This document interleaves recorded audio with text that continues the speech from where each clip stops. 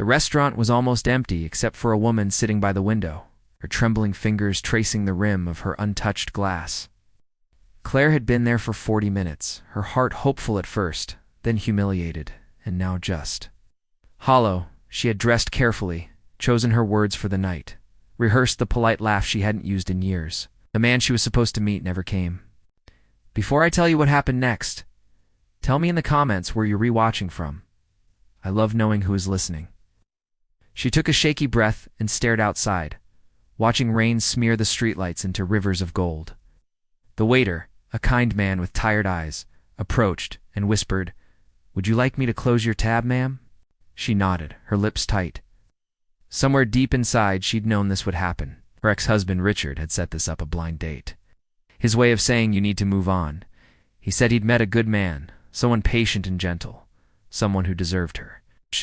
But how could she believe that after everything Richard had done? The betrayal, the lies, the years of silence after their divorce. She gathered her purse and stood to leave when the door to the restaurant opened, and everything changed. Two tall young black men in tailored suits walked in, drenched from the rain. They scanned the room until their eyes landed on her. One smiled a faint, knowing smile and said, "Dad apologizes for the delay." The words struck her like lightning. "Dad?" Confusion swirled in her chest. They walked toward her confidently, as if they knew her, or at least knew of her. The elder of the two, with sharp features softened by kindness, extended his hand. "You must be Claire," he said. "I'm Miles, and this is my brother Evan. We're Richard's sons." Her breath caught. Richard's sons. She remembered him telling her years ago that he could never have children. That had been one of their many heartbreaks, one she'd mourned quietly, believing it had defined their marriage. But now, staring into the faces of these young men, everything she thought she knew began to fracture. The younger twin, Evan, spoke gently. "He wanted to come, but he's in the hospital. He asked us to meet you to explain." The restaurant grew eerily still. Even the clinking of glasses seemed to fade. Claire slowly sank back into her chair, her heart racing between disbelief and dread. They sat down, their presence radiating a strange calm, to strangers who somehow carried the weight of her past. Miles leaned forward, his tone deliberate and honest.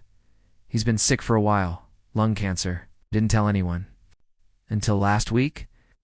He said there was one person he needed to make things right with." Tears welled in Claire's eyes before she could stop them. The betrayal she'd held on to for years, the anger, the resentment started to melt under the heaviness of truth. Why didn't he tell me?" she whispered. Evan glanced at his brother, then back at her. "Because he thought he didn't deserve forgiveness." The words settled over her like fog. Memories crashed through her, the good years, the laughter before the distance, the love that had died slowly, but never completely. She'd buried her feelings beneath pride and pain, but they were still there, breathing, waiting.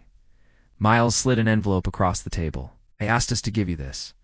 Inside was a letter written in Richard's familiar slanted handwriting. Her fingers trembled as she unfolded it. "Claire," it began, "I don't deserve your time, but if you're reading this, it means my boys kept their promise. I lied to you about many things, including them. I didn't want to lose you, but I lost you anyway. I was scared you'd see me for the man I really was, flawed, afraid, and selfish." Her tears fell freely now. The ink blurred under the weight of her emotion. "But those two young men saved me. They taught me what love looks like when it's unconditional. I know I can't undo the pain I caused, but if there's still a corner of your heart that remembers me kindly, please visit me. Before I go," her voice cracked as she whispered, "he's dying." Miles nodded. "He doesn't have much time." For a moment Claire couldn't breathe. The restaurant's dim lights, the rain against the glass, the steady hum of quiet chatter, all blurred together as her mind replayed the years she'd lost. She had hated him for so long, but now she only felt sorrow. The next day, Claire walked into the hospital room. Richard looked older, smaller somehow, his skin pale, eyes distant. When he saw her, his face softened. "I didn't think you'd come," he said weakly. She stood there for a long moment, searching his face for the man she once knew. "I almost didn't," she admitted, "but your sons. It reminded me of who you used to be." He smiled faintly. They reminded me too. Silence lingered, heavy but healing. And then without thinking, Claire reached for his hand. He gripped it tightly, tears pooling in his eyes. "I'm sorry," he whispered. "I know," she said softly. "And I forgive you." For the first time in years, peace settled between them. The monitors hummed quietly, rain pattered against the window, like applause from the heavens. A week later, Richard passed away in his sleep. His son stood beside Claire at the funeral, holding her steady as she said goodbye. She realized then that forgiveness wasn't about forgetting. It was about freeing yourself from the weight of what's already gone. After the ceremony, Miles handed her a photograph. It was of Richard, smiling between his two sons. On the back were 3 words, "Thank you, Claire." She smiled through her tears. Somewhere deep inside, she knew he'd finally found peace, and so had she. Because kindness doesn't vanish, it waits, and it finds its way back. And as the sun broke through the clouds that day, Claire finally felt its warmth again. The same light she'd once believed she'd lost forever. If this story touched your heart, tell me what part moved you the most, and Dan. Forget to subscribe to Cinematic Whispers for more stories that remind us how forgiveness can heal what time alone cannot.